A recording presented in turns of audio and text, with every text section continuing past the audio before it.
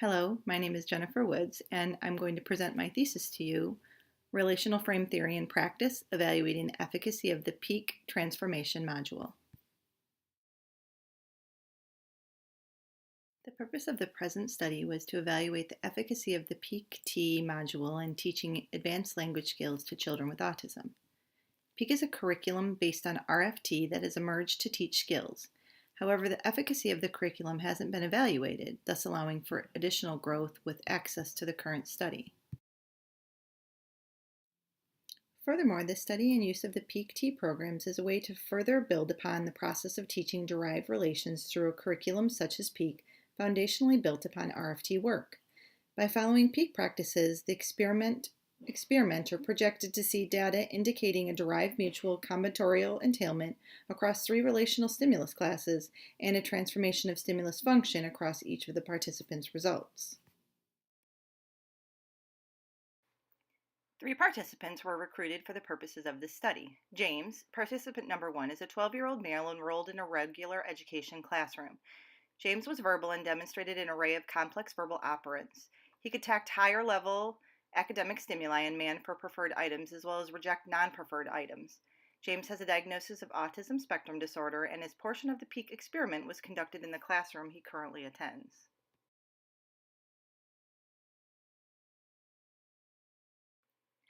Cashton is an 8-year-old male currently supported by an autism spectrum disorder classroom located in a general education building. Cashton is verbal and is able to demonstrate simple verbal operants. Cashton can tact common academic stimuli and man for necessary items, very similar to James. Cashton has a diagnosis of autism spectrum disorder and receives ABA therapies 5 days a week for 2 hours a session to supplement his current 6-hour school day. The last participant, Braden, is a 6-year-old male currently supported by an autism spectrum disorder classroom located in a general education building. Braden also has a diagnosis of autism spectrum disorder as well as a diagnosis specific to oromotor intolerance and eating selectivity. Braden receives ABA therapies but at a lower frequency of 3 days a week for 2 hours a session to supplement his current 6-hour school day. Braden was trained to communicate and verbalize via Picture Exchange Communication System, PECS, and is functionally verbal with the ability to demonstrate simple verbal operants. Braden can tact common academic stimuli and manned for necessary items. Materials used during the experiment consisted of the full Peak-T assessment and 9 relational stimulus class programs depicted in Table 1.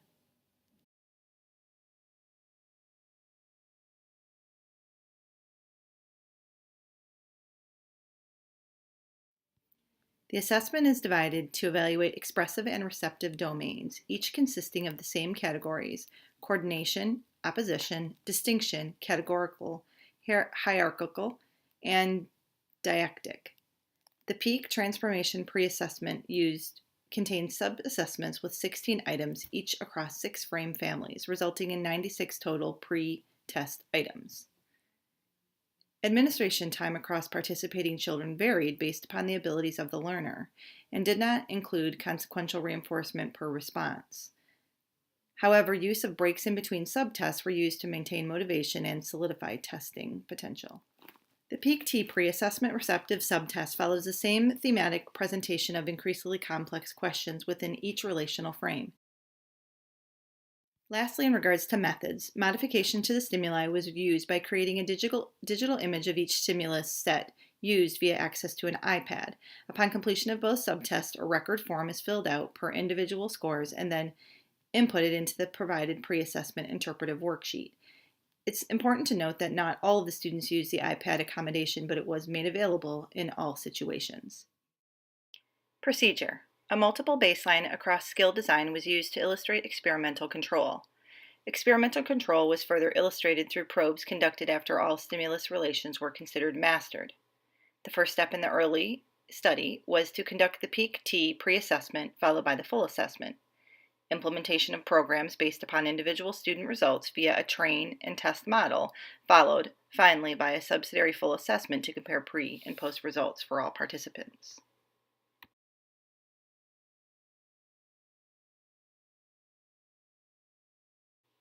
Procedure continued. Baseline. Baseline phase consisted of presentation of 5 trial blocks for each of the targeted programs. Experimenters began by presenting a program-specific stimulus to the participant, allowing for 5 seconds to respond. Experimenters recorded whether the participant emitted a correct or incorrect response.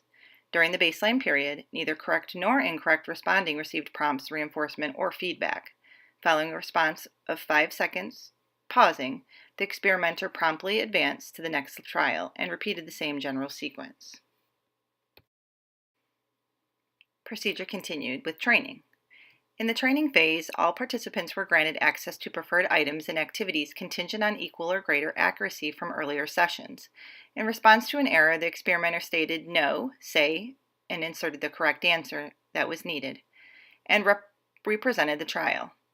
If the participant provided the correct response after error correction was provided, verbal praise was delivered. Participants meeting mastery criteria in the training phase progressed to the post-training phase and test phase. Conditions in the test phase were identical to that of baseline.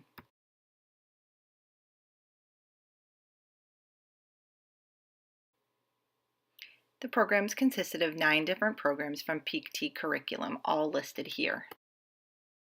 Results for each participant. Results are displayed in figures 1 through 3, and consistent substantial improvements of overall accuracy were observed across all participants.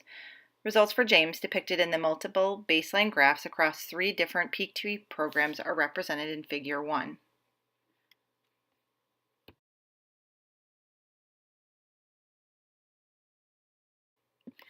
For James, in regard to the preferred items program, average during the training stage was 66% and 70% respectively in the YZ test. An overall average of 51% for tests was achieved with a mean of 75% and an overall high test score of 90%. During baseline of the next program, acting out and drawing emotions, James demonstrated low levels of correct responding for the AB relation. When training AB, an emotion-based word was trained to match with a representing picture of a person experiencing said emotion. James was able to demonstrate consistent attainment of this skill with an average of 58% skill attainment. When training BC, percentage of trained responses averaged 69% across 8 trained trials with a YZ average of 51% and a high test response of 90%. In regards to the final graph, specific for implementation with James, closer and farther, locations included a textual location name and a textual location farther than the first location named. Baseline was an average of 5%, and during trained trials, the average of skill attainment was 66%. BC average was 71% across 8 trained blocks, and in the YZ test, a problem-solving scenario was presented, yielding a test average of 83%. Completion of this program for James was executed over 3 days.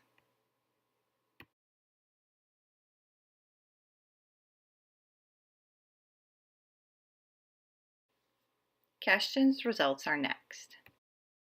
Results for Cashton across 3 different Peak T programs are represented in Figure 2. The first program, Opposing Tactile Qualities, baseline for AB was 6%. When training AB, the question asked was feel and find the opposite. Average of overall percentage of response for the train phase was 49%. For the YZ test trials, the average was 70% with a mean of 75%.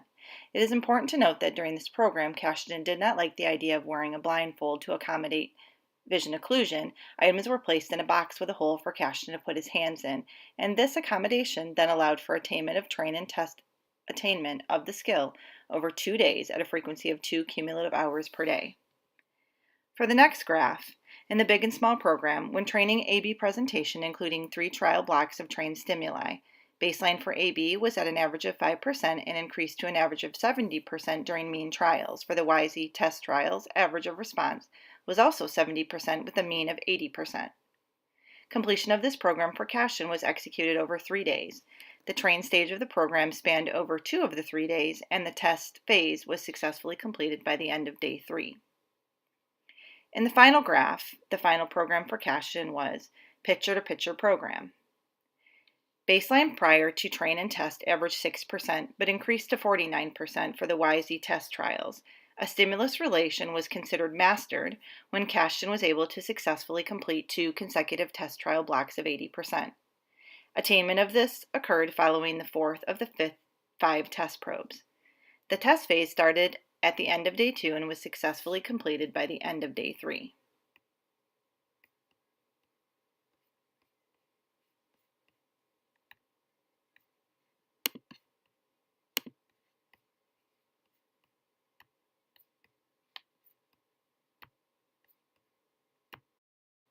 The final results are for Braden and are noted in the last set of graphs.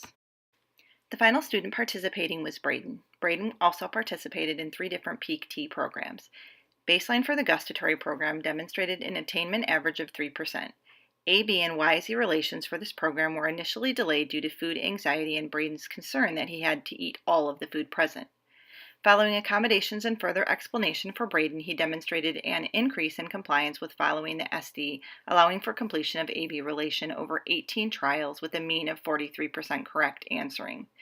As tests were run for understanding, Braden was able to respond and move through 5 sessions of testing with a mean of 71% and ceiling of 90% correct response. For Program 2, Calm, Faster, and Slower, a sample of items was used from within the current ABA treatment rooms, all favorite items for Braden. The initial baseline was 5%, but inflated with a dramatic increase with a mastery of 80% reached and maintained for 4 sessions, finishing at a program average of 90% attainment. The final and third program that Braden participated in was bigger and smaller. Baseline for AB was 4%. During training, an average of overall percentage of response for the train phase was 50%. For the YZ test trials, the average was 71% with a mean of 80%. Braden did not struggle with the program and appreciated actual objects versus that of pictures. The train stage of this program spanned across one of 3 days, and the test phase started at the beginning of day 2 and successfully was completed by the end of day 3.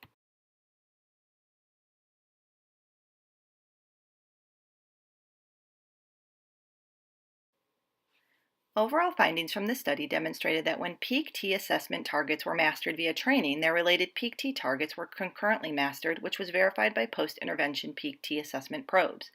Performance and training sharply contrasted that of baseline conditions, with consistent upward trending observed immediately following the introduction of the training procedures that contrasted with consistently low stable performances in baseline conditions for all participants. Previous research has found that peak curriculum to be useful in advancing the learning capabilities of individuals with autism, Dixon et al. Across the span of 6 weeks and variance from child to child, the participants were able to derive transformation relations with respect to 3 programs each, consistent with the results of earlier studies of derived relational responding.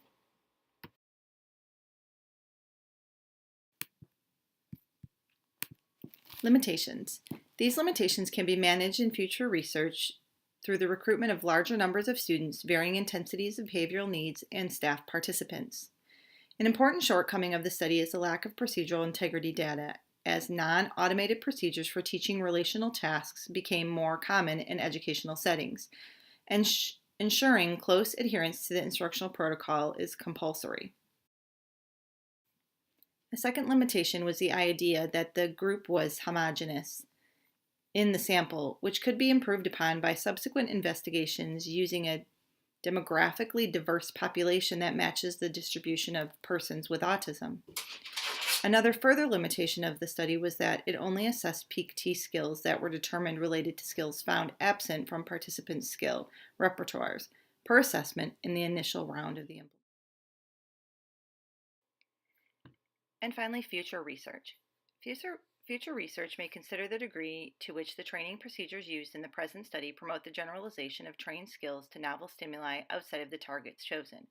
Assessment of a transfer of stimulus control in a novel context could have been further extended by using different experiments or novel individuals to introduce the transfer stimuli. And finally, additional future research could investigate how the training of advanced verbal operant relates to the learner's language and learning skills as assessed by common standardized assessment. Thank you again for participating and watching this thesis. I appreciate your support.